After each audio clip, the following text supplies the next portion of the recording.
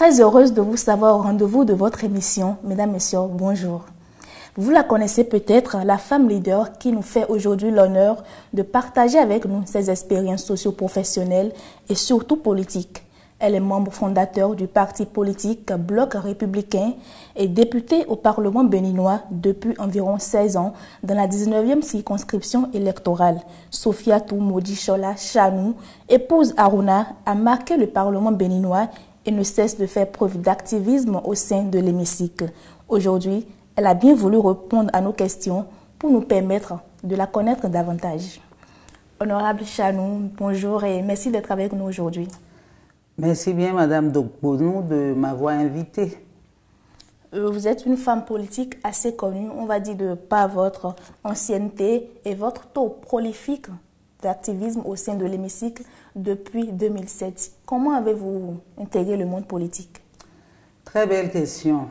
Vous savez, le monde politique, je ne vais pas dire que c'est un hasard. Non, pas du tout, au contraire. C'est parce qu'il y avait une forte envie de participer à la construction de la cité. Il y avait une forte envie de bouger les lignes. Il y avait une forte envie de vouloir changer les choses. C'est ça. En fait, c'était plutôt ça qui m'a amené en politique. C'est ça. Et avez-vous eu du soutien, un parrain qui vous a tendu la main à l'époque? Un parrain qui m'a tendu la main, non, mais je dirais plutôt que j'avais un soutien de taille. Je profite déjà même de l'occasion pour rendre hommage. C'est ma grande sœur, l'aînée de ma mère, qui est vraiment une forte, une battante. Quand elle tient à quelque chose, elle va au bout de ses envies. C'est elle, en fait, qui m'a donné cette envie-là. Enfin, je l'admirais, je me voyais en elle.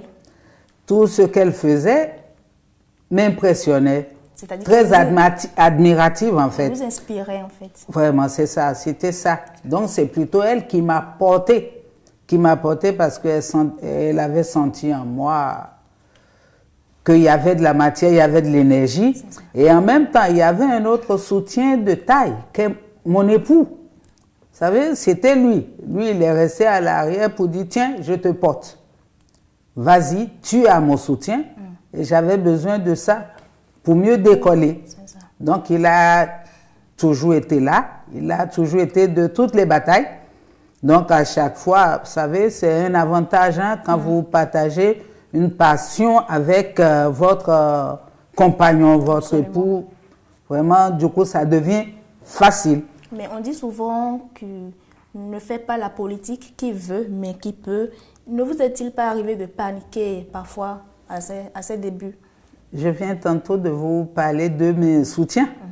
De mes soutiens, ceux qui sont restés à l'arrière, vous savez, on dit toujours dans chaque cour, il y a un grand arbre à l'arrière de la cour. En fait, ce sont ces deux personnes-là.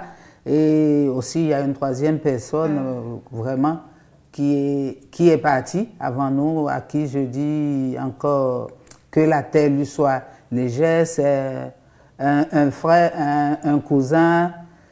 Il s'agit du feu Latif Alao Latundi. Paix à son âme. C'est celui-là aussi qui a porté le flambeau, qui a dit, vas-y petite soeur, je sais que tu peux.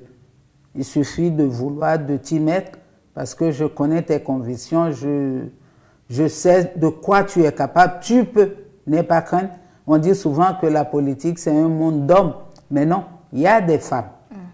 Il y a des femmes, il suffit d'avoir confiance en soi, après d'avoir le soutien des personnes clés. Donc, en fait, c'est ce qui m'a poussé à aller en politique. C'est ça. En 2007, vous avez été élu pour la première fois député à l'Assemblée nationale pour le compte de la 5e législature dirigée par le professeur Mathurin Kofi Nago. D'abord, est-ce que ça vous avait toujours plu de devenir député? La politique, oui, mais pas précisément député. Est-ce que ça vous avait toujours plu? Est-ce que ça m'a toujours plu? Je ne sais pas, je ne saurais le dire. Mais par contre, je vous dirais que très tôt, on m'a expliqué, on m'a dit, être député, c'est être en mesure, en fait, c'est légiférer. Oui. C'est légiférer. Et moi, j'étais convaincue que avec les lois, on peut faire, comment on dit, faire reconstruire la cité avec des lois bien structurées, bien faites, à l'image des habitants de la cité, que nous pouvons y arriver. Donc, si je veux, déjà en amont, je vous ai dit que l'envie de vouloir faire quelque chose, impacter, je ne vais pas dire la communauté, mais impacter nos populations. Donc, c'était d'aller en politique déjà, et maintenant, compétir pour être élu, être à la source, je dirais, pour pouvoir accomplir ce dont j'ai toujours rêvé. En fait, c'est ça. À l'époque, il n'y avait pas les conditions de facilité créées récemment pour permettre aux femmes d'être plus nombreuses au Parlement, je vais dire. On imagine que ça a dû être un peu compliqué pour vous. Waouh, je dirais. Mais compliqué, vous savez, quand vous avez la conviction, quand déjà vous avez l'audace, quand vous ajoutez l'audace à l'envie, et après on peut tout braver. On peut tout braver, on peut foncer droit sans avoir peur, mais respecter les règles établies. La 5e législature était très bruyante, avec des séances plénières qui étaient des plus chaudes au sein de l'hémicycle. Est-ce que vous avez des souvenirs?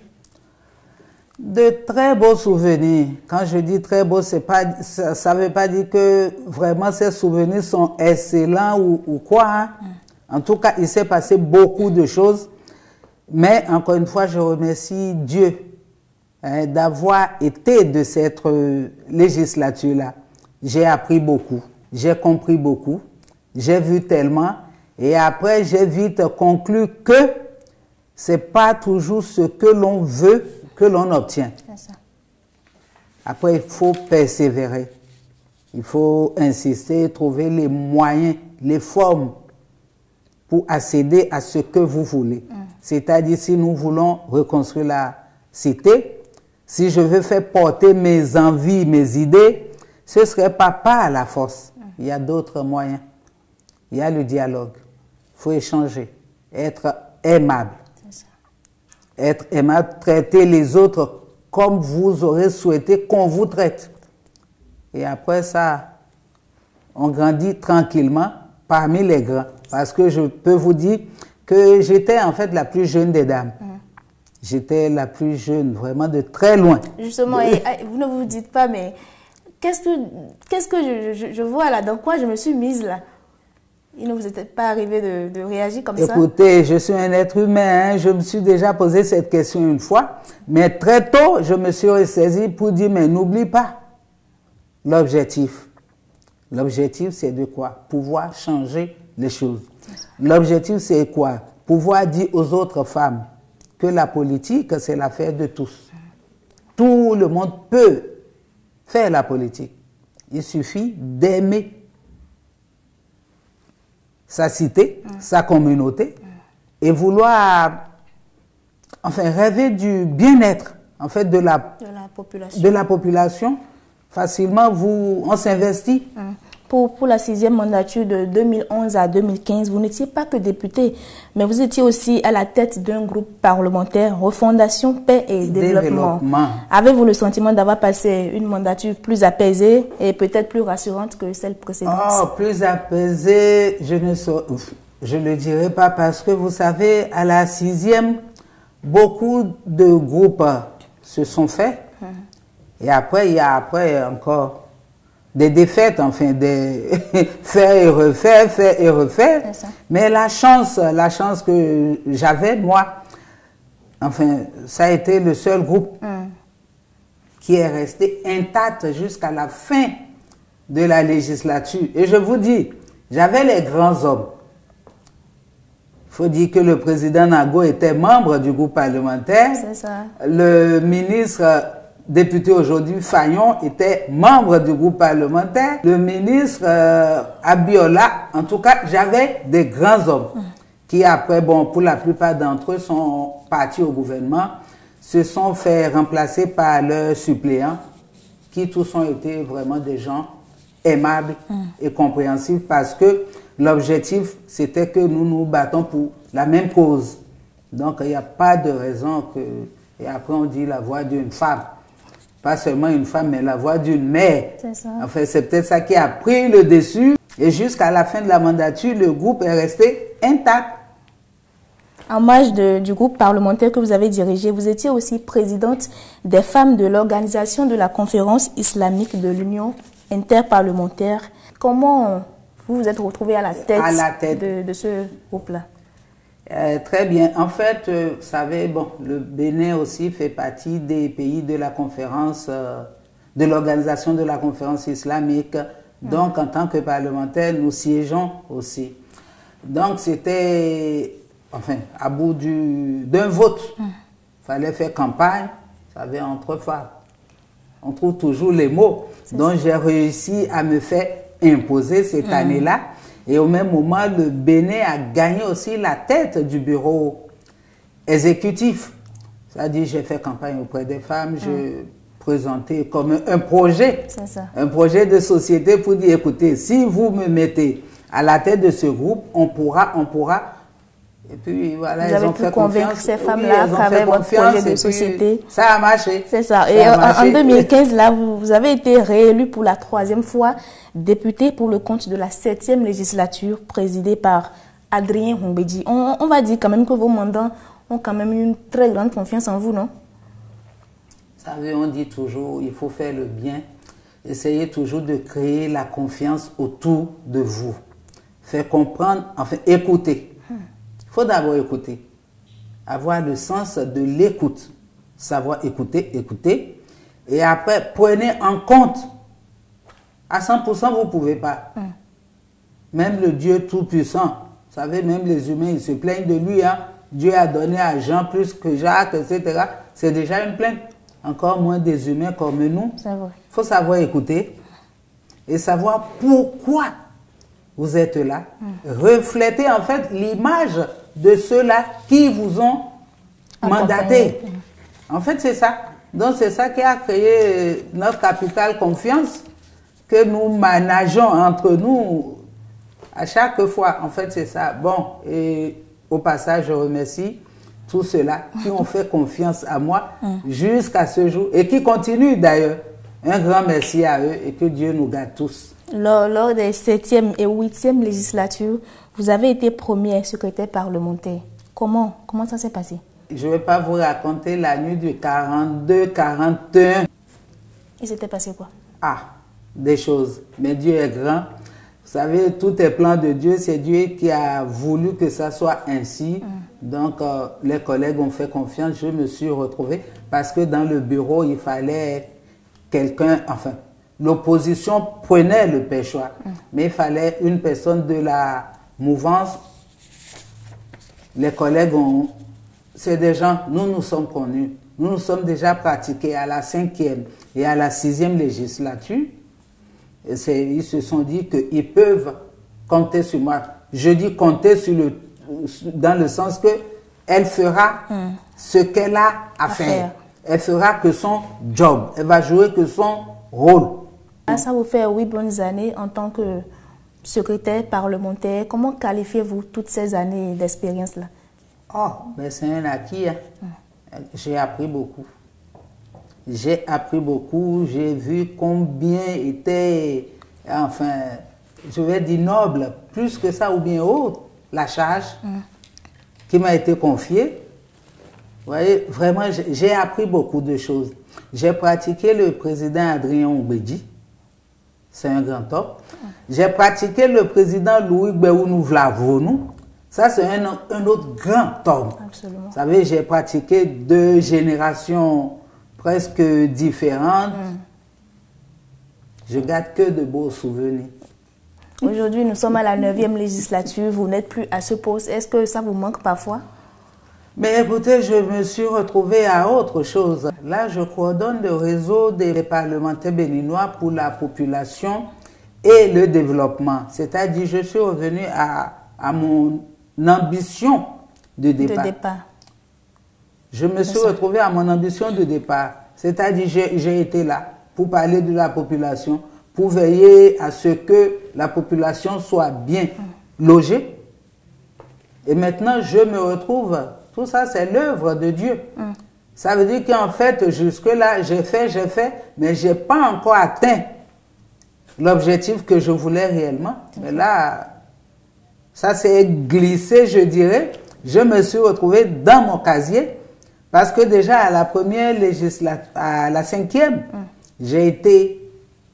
De toute façon, j'ai toujours été membre de ce réseau à chaque législature. C'est ça. Même à la 6e, hein, si j'ai bonne mémoire, 6e ou 7e, j'avais déjà coordonné, 7e, j'avais déjà coordonné ce réseau, mais j'avais une autre charge qui était secrétaire parlementaire, mais ça ne m'a pas permis vraiment d'être très active. Mais là, déchargé de l'autre côté, là, je suis là impliqué en plein dedans. C'est ça. Et vraiment, je m'en réjouis. Je suis très contente. Et justement, en parlant de cette 9e législature, elle est marquée par une présence exceptionnelle, on va dire, de femmes. Comment vous appréciez cela? Super bien. Super bien pour un début. Mais ce n'est pas encore ce que nous voulons. Et comment vous trouvez l'ambiance au sein de l'hémicycle avec la présence de toutes ces femmes-là? Bon enfant. Vous savez, entre femmes, hein, on trouve toujours l'astuce, les moyens de vivre ensemble si on y met le cœur. Sinon, ça se passe très bien. On a beaucoup à apprendre de chacune d'entre nous, beaucoup à donner, beaucoup à apprendre de l'autre. Et on essaie de faire cette harmonie, cette fusion-là, et ça se passe bien. La preuve, d'ailleurs, on a un caucus, un réseau, en fait, des femmes parlementaires. Des femmes parlementaires, dont je suis la conseillère. C'est ça. Vous savez, on m'appelle souvent, bon, elles aiment bien me taquiner en m'appelant Dada Choco ou la doyenne, etc. C'est-à-dire qu'on a un caucus qui fonctionne bien. C'est un creuset de femmes parlementaires dont nous nous sommes fixés comme objectif de faire en sorte, c'est-à-dire la bataille à mener, c'est qu'il y ait plus de femmes engagées. Qu'il y ait plus de femmes à l'avenir. C'est l'objectif. Des propositions de loi peut-être. C'est l'objectif. Vous savez, ce qu'on a là, c'est peu.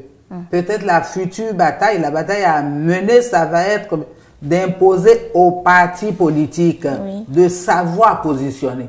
Quand je dis savoir positionner, c'est bien positionner.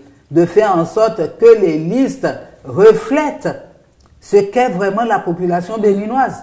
Parce qu'on nous dit que les femmes sont 52% de la population.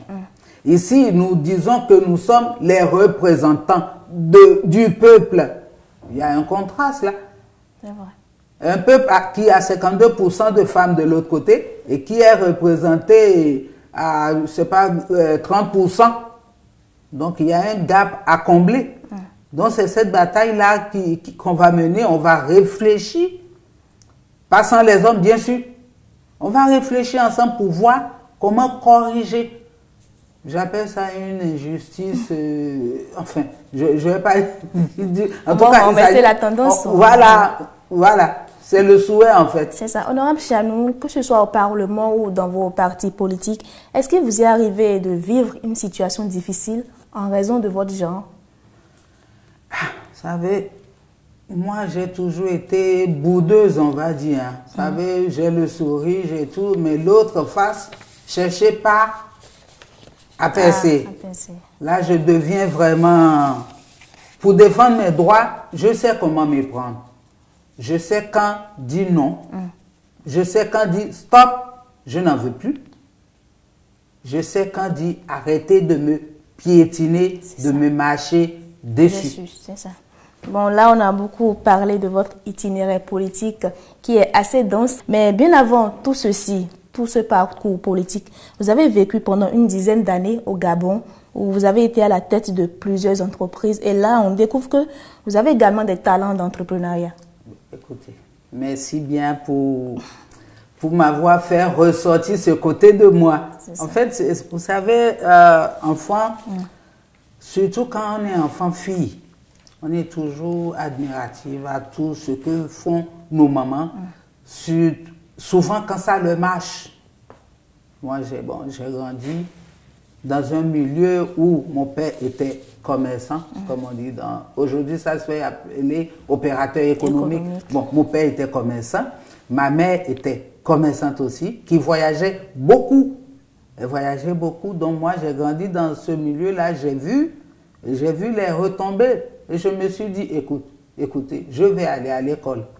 Et mon père, paix à son âme. Voilà quelqu'un qui se battait pour les filles, pour que ces filles soient scolarisées. Donc c'est cette bataille-là, il a mené tout le temps avec nos mamans. C'est ça. Vous savez, les filles doivent aller à l'école. Donc le minimum chez nous là-bas, c'était le BEPC. Celles qui ont décroché sont allées au BEPC. C'était ça. C'est ça. Soit c'est l'école ou rien. Donc c'était ça. Ils nous portaient, ils nous soutenaient. Et parfois, même nos mamans se moquaient de nous, les accorés de papa, quelque chose dans le genre. Et moi, vous savez, j'aimais bien les chiffres, tout ce qui est chiffres. Ça me tape dans l'œil. Ça vous captive. Hein? Ça vous captive. Tout à fait. En fait, donc c'est ça, c'est parti de là, j'ai vu ma mère faire. J'ai dit, bon, je vais aller à l'école pour comprendre. Pour comprendre, je suis allé à Porto Novo ici, au lycée Tofa, jusqu'en classe de 3e. Bon, après, il y a eu la période de l'école nouvelle où c'est des grèves, ça monte, ça descend, etc.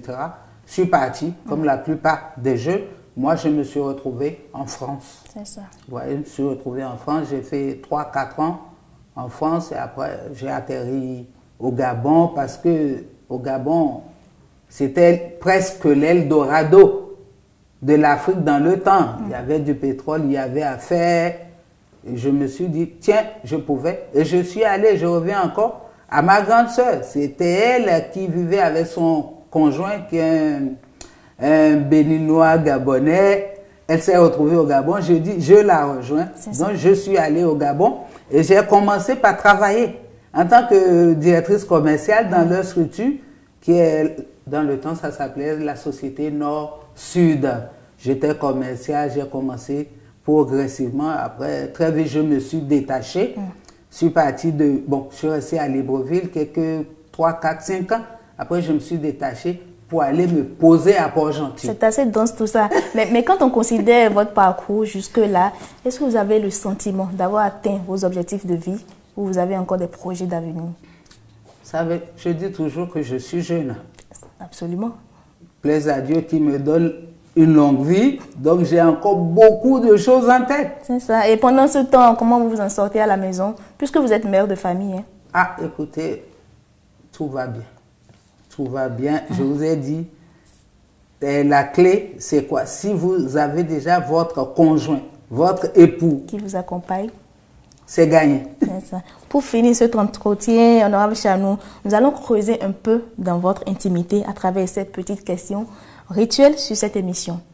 Selon vous, quels sont les 3 premiers adjectifs qui vous qualifient le mieux?